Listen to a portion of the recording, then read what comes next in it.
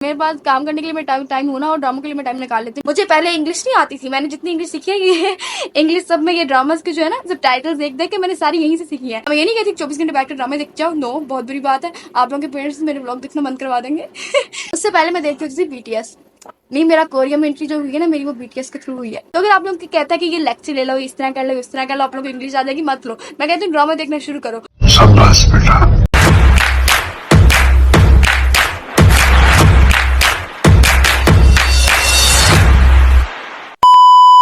Hello everyone, अस्सलाम वालेकुम, welcome back to my channel. उम्मीद है आप लोग बिल्कुल ठीक ठाक होंगे, खैरियत से होंगे, अपने घरों में खुश होंगे।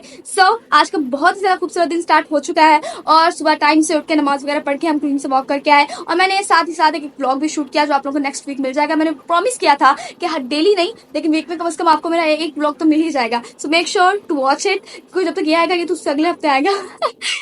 और मैं इसमें इस तरह गाइड कर रही हूँ कि जिस तरह ये ब्लॉग जो उससे पहले आने वाला है। लेकिन चलो खैर, if you are new on my channel, make sure to like, share, subscribe and keep watching my blogs. So आज के ब्लॉग का सीन डिस्कस कर लेते हैं। मैं खड़े होकर थक गई थी तो मैंने सोचा कि मैं बैठ जाऊं। खैर, एक ड्रामा है, शायद ARY पे रिलीज हुआ है, तो ना अब मुझे उसकी यार कुछ समझ नहीं आ रही है। चलो जितना मुझे समझ में आया उतना मैं आप लोगों को बता देती हूँ कि मतलब एक लड़की है, बहुत ही सिंपल फैमिली से, बहुत सिंपल है, और लड़का अच्छा खासा वेल सेटल्ड फैमिली से। पाकिस्तानी ड्रामा में ये होता है कि लड़की बहुत गरीब बेचारी मासूम होती है और लड़का जो होता है वो अच्छा खासा वेल सेटल्ड होता है। इनकी मतलब अक्सर स्टोरीज ऐसी होती हैं। कई ड्रामाज हैं जो बहुत अच्छे भी हैं लेकिन अक्सर की स्टोरी ऐसी होती है। इस ड्रामे का नाम था शिद्दत, जिसका मैंने के देखा और मुझे ना बहुत अजीब सी वाइब है इस ड्रामे को देखकर। अच्छा, वो बेचारी लड़की, जितना मुझे समझ में उतना आप लोगों को बता देती, फिर आप लोग अपनी राय बताना मुझे कमेंट सेक्शन में कि मतलब क्या है इसका सीन। तो मेरा तो सच बताऊं तो मेरा तो देखने को दिल ही नहीं कर रहा, जिस किस्म की ना ये देख के इसके प्रोमो वगैरह जिस किस्म की वाइब आई है, मेरा तो नहीं इसको देखने को दिल कर रहा। कि वो एक लड़की है बेचारी, अब मासूम सी, अब उसको एक लड़का पसंद आ जाता है और कमाल की बात ये है कि उसकी शादी भी हो जाती है उससे। मतलब अगर लड़का जो है वो शायद उससे बदला लेने के लिए शादी कर रहा है अपने किसी मकसद के लिए। वो मकसद क्या है वो तो खैर मुझे नहीं पता क्योंकि मैंने ड्रामा नहीं देखा। तो अब वो उससे किसी मकसद के लिए शादी कर रहा है, तो उनकी शादी हो जाती है, पेरेंट्स मान जाते हैं। वैसे पेरेंट्स एग्री नहीं करते, अगर लड़का अच्छा हो तो फिर वो जल्दी होते रहते हैं, फिर नहीं एग्री होते।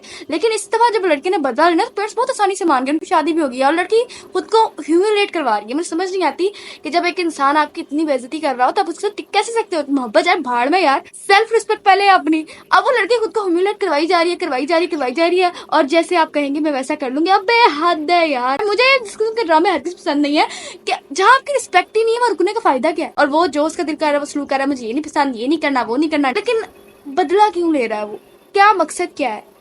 खैर वो तो आगे पता चल जाएगा, लेकिन जितना भी बड़ा मकसद हो फिर भी किसी को इस तरह से ह्यूमिलेट करना कि ये चीज सही है मतलब पाकिस्तानी एक ड्रामा बहुत गजब का आया था, मुझे पर्सनली खुद बहुत पसंद आया था। वो था, मुझे उसका नाम मेरे ज़हन से निकल गया, मतलब वो जो लड़की ने उसमें, क्या नाम था यार उसका, हाँ याद आ गया, कई नाम था उसका। खैर मेरे दिमाग का प्रोसेस स्लो है तो मुझे ज़रा चीज़ें रिवाइंड करने में टाइम लग जाता है, तो प्लीज़ बियर विद इट। अच्छा, खैर मुझे ड्रामा का बहुत शौक है, बहुत ज़्यादा शौक है, लेकिन मैं ज़्यादातर कोरियन ड्रामाज देखती हूँ। लेकिन अपने मुल्क की इंडस्ट्री है तो मैं इसको भी सपोर्ट करना चाहिए यार। लेकिन काफ़ी अच्छे ड्रामाज हैं, बहुत पसंद है, जिसमें मेरे पास तुम हो, एक बहुत अच्छा मैसेज दिया गया था उस ड्रामे में।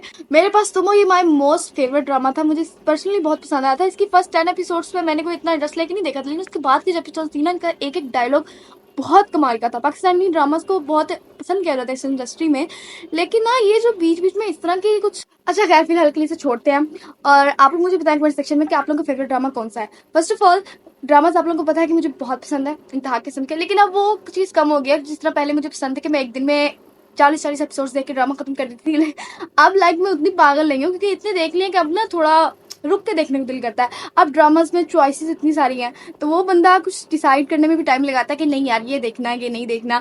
मेरा फर्स्ट कोरियन ड्रामा था and my most favourite drama वो था बॉयज और फ्लावर। बहुत पसंद था मुझे और मैंने इस ड्रामे को 2 दफ़ा देखा था, एक बार अकेले देखा था और एक दफ़ा मैंने फैमिली के साथ देखा था। नहीं लाइक मुझे इतना पसंद आया था ये। नहीं कुछ अलग से था। ये मेरा पहला कोरियन ड्रामा था। FSC में जब कोरोना की छुट्टियां आई थी तब मैंने स्टार्ट किया था। मैंने कोरियन ड्रामे तभी स्टार्ट किए देखने। उससे पहले मैं देखती होती थी BTS। नहीं, मेरा कोरिया में एंट्री जो हुई है ना मेरी, वो BTS के थ्रू हुई है। सीरियसली बीटीएस के थ्रू मेरी करियर में एंट्री हुई है। उनकी कुछ वीडियोस आती होती थी, वो आर्टिस्ट बहुत कमाल के हैं यार। लोग उनके बारे में जो मर्जी कहे, उनकी सिंगिंग बहुत कमाल की है। लाइक जिस तरह के जितने लोग पागल हैं, मैं उतनी पागल नहीं हूँ, लेकिन एज अ आर्टिस्ट अच्छे आर्टिस्ट हैं। उनके सॉन्ग कुछ बहुत जबरदस्त है, जिसमें फायर सॉन्ग था, डेनामाइट था, माई मोस्ट फेवरेट सॉन्ग्स। इस तरह कुछ कोरियन ड्रामास भी हैं जो मेरे बहुत फेवरेट है, जैसे विंचेंजो, जिसमें फुल माफिया का रोल था, तो ये भी ड्रामा ना काफी मजे का था। एक था डिसेंडेंट्स ऑफ द सन, ये भी मुझे बहुत पसंद था। तो कोरियन ड्रामा सब काफ़ी सारे मैं देखे, तो मैंने बहुत सारे, लेकिन अक्सर का मुझे शायद नाम नहीं याद होंगे। लेकिन ये जो थे ना, ये मेरे स्टार्टिंग के कुछ ड्रामा थे जो मुझे यानी कि ना बहुत सही किस्म के पसंद आए थे। तो एक था डॉक्टर स्ट्रेंजर, यानी कि उसमें डॉक्टर्स के लिहाज से इतनी एक्सप्लेनेशन थी ना। मुझे ज़्यादातर ये जो नॉलेज हुई है, ज़्यादातर यही ड्रामास देख के हुई है। मुझे पहले इंग्लिश नहीं आती थी, मैंने जितनी इंग्लिश सीखी है ये इंग्लिश सब में ये ड्रामास के जो है ना, सब टाइटल्स देख देख के मैंने सारी यहीं से सीखी है। तो अगर आप लोग कहता है कि ये लेक्चर ले लो, इस तरह कर लो, इस तरह कर लो, आप लोग को इंग्लिश आ जाएगी, मत लो। मैं कहती हूँ ड्रामा देखना शुरू करो। शाबाश बेटा। उसके मतलब वो जो बंदे को शौक होता है ना, बंदा उसको बहुत जल्दी पिक करता है। जैसे मुझे ड्रामे देखने का शौक था, वो जो पहले मुझे डब में ही देखती थी, इंग्लिश में मजा नहीं आता क्योंकि समझ ही नहीं आता था। लेकिन जब मैंने देखना शुरू किया ना, तो मैं एक एक लफ्ज को जो मानी था ना, वो साथ गूगल में सर्च किया करती थी और मैं देखती होती थी। मैं एक डायलॉग, एक लाइन भी जो है वो स्किप नहीं करती होती थी। मैंने वो साथ साथ सर्च करने में सीखना, इतनी मैंने कभी पढ़ाई में भी नहीं की होगी जितनी मैंने ड्रामे देखने में की थी। तो मेरी जितनी, मैं कह सकती हूँ कि मेरी इंग्लिश थोड़ी बहुत सेट हुई है ना, वो यही ड्रामास देख देख के हुई है।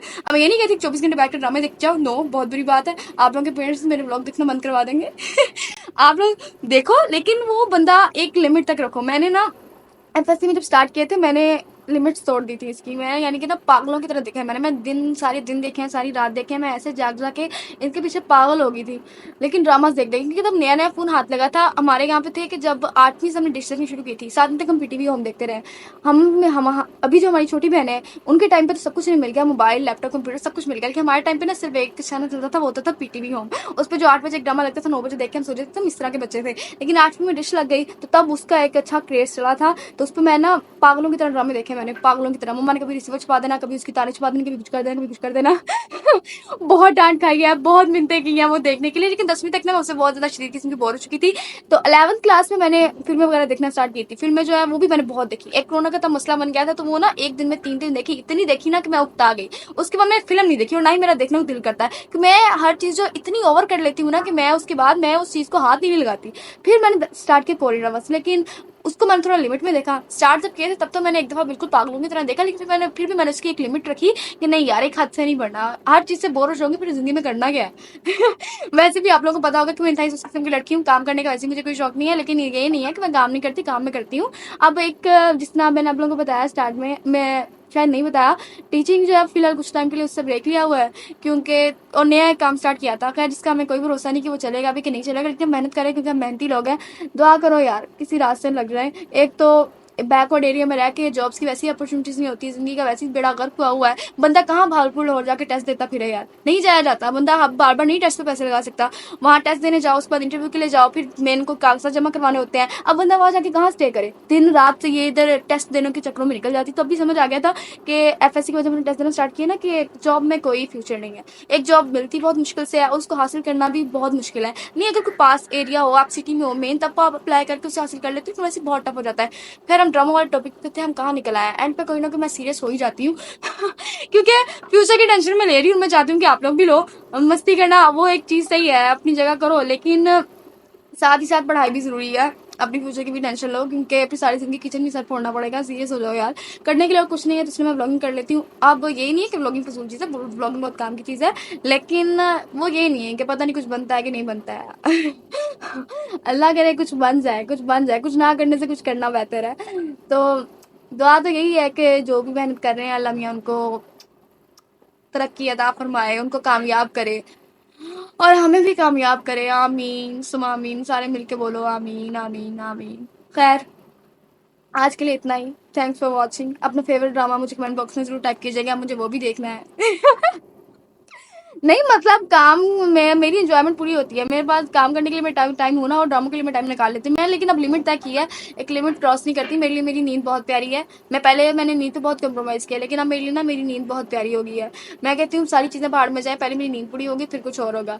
तो अब नई नई स्किल्स सीखने का दिल कर रहा है ऑनलाइन, लेकिन ऑनलाइन काम ही मिलता है। सच बताऊँ तो बहुत कम मिलता है। अब सही तरह से गाइड करने वाले लोग हों तो आप ऑनलाइन काम में हो जाते हो कामयाब, लेकिन अगर नहीं होना तो नहीं होते। अब मैंने इस तरह एक वीडियो देखी थी, तो मुझे बहुत अच्छी लगी। एक ना पता नहीं किस एरिया का बंदा शायद पाकिस्तान के था, वो बाहर गया तो उसने कहा कि मैंने ना वहाँ देखा कि वहाँ जो यंगस्टर्स है ना वो सिर्फ पार्टीज करते हैं, मतलब स्टडी में उनका इतना ध्यान नहीं है। तो फिर भी मैंने ना ऐसे ही रियलाइज किया कि जब हमारे मुल्क के बच्चे जो 98 99% मार्क्स ले रहे हैं तो वो कामयाब क्यों नहीं हो रहे। हालांकि ये जो ये वाली चीजें हैं जहाँ यंगस्टर्स पार्टीज कर रहे हैं, घूम फिर रहे हैं, ऐश कर रहे हैं, वो तो अच्छी खासी तरक्कियों में है। तो कहता है कि फिर मैंने ये चीज रियलाइज की तो मुझे समझ में आया कि यहाँ पे जो लोग हैं ना वो एक दूसरे को चीजें सिखाते हैं। अगर वो कुछ सीख लेते हैं तो ये नहीं कि उस हुनर को अपने हद तक रखते हैं, वो मजीद आगे ट्रांसफॉर्म करते हैं आगे जनरेशन में, ताकि वो अपना हुनर किसी को सिखा के जाए आगे। वो इतनी नस्ल खड़ी कर देते हैं कि वो मजीद तरक्की करते हैं, उस चीज को मजीद डेवलप करते हैं। और यहाँ पाकिस्तान में यहाँ एक किसी की बिरयानी की रेसिपी अच्छी है तो किसी को रेसिपी नहीं देता कि मेरी तरह कोई और ना बना के बैठ जाए।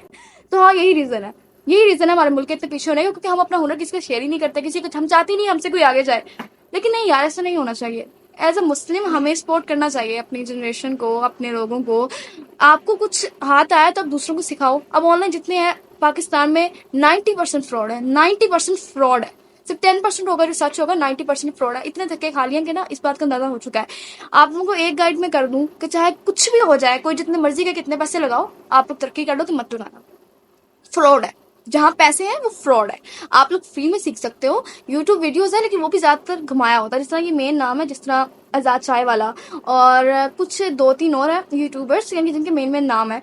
तो जिस तरह वो गरीबों वाला है या जो भी है, वो बंदा मोटिवेट तो कर देता है जनरेशन को, गरीबो गरीबो कह कह के वो मोटिवेट तो कर रहा है जनरेशन को। जो भी है उसने खुद को इतना बना लिया, कहाँ से स्टार्ट किया था कहाँ पे पहुंच गया है कि वो मोटिवेशन है हमारे पाकिस्तान के लिए। तो मतलब इस तरह के जो है ना, इनके देखो वीडियोस, इनसे कुछ सीखो। आम ऐसी किसी की ना देखो, कोई आपको सही गाइड नहीं करता यूट्यूब पे। आप मुख्तलिफ वीडियोस देख देख के ना आप लोग कंफ्यूज हो गए, आप लोगों को करने को दिल ही नहीं करेगा मेरी तरह। तो इसलिए मैं आप लोगों को बता रही हूँ कि अगर आप लोग नया स्टार्ट कर रहे हो तो जिनका ऑलरेडी नाम है ना, जिनके गारंटीड है कि वो सही आप लोग इन्फॉर्मेशन दे रहे हैं, सिर्फ उनके देखो, सबके बैठ के ना देखो। वैसे तो उनके थंबनेल टाइटल इस तरह के होते हैं कि आप लोग पता नहीं जैसे वीडियो देख के मालामाल हो जाओगे, लेकिन ऐसा होता कुछ नहीं है। सो मेक श्योर कि पहले तसल्ली करो, वो जो वेबसाइट बताई गई है ऐसी उस पर साइन अप नहीं कर दो, उसको पहले चेक करो स्कैम एडवाइजर में कि वो सही है या नहीं है, एंड देन ये चीज प्रोसेस करो। हमारे 2-3 साल ऐसे वेस्ट हुए हैं यही चीजें समझने में कि क्या चीज रियल है और क्या चीज फेक। तो मेक श्योर कि आप लोग ये काम करो। वैसे हर वीडियो के एड पे कोई ना कोई सेहत पे कर ही देती हूँ आप लोग को। हालांकि मैं खुद बेली हूँ, स्टडी हूँ, मुझे कोई और काम नहीं है, लेकिन फिर भी यार मेरी पर्सनैलिटी अच्छी है, मैं आप लोग को गाइड तो कर सकती हूँ, ये तो मानना पड़ेगा आप लोगों को। सो आज के लिए इतना ही। Thanks for watching, see you in the next video. Make sure like share subscribe. Bye bye, take care, अल्लाह हाफिज।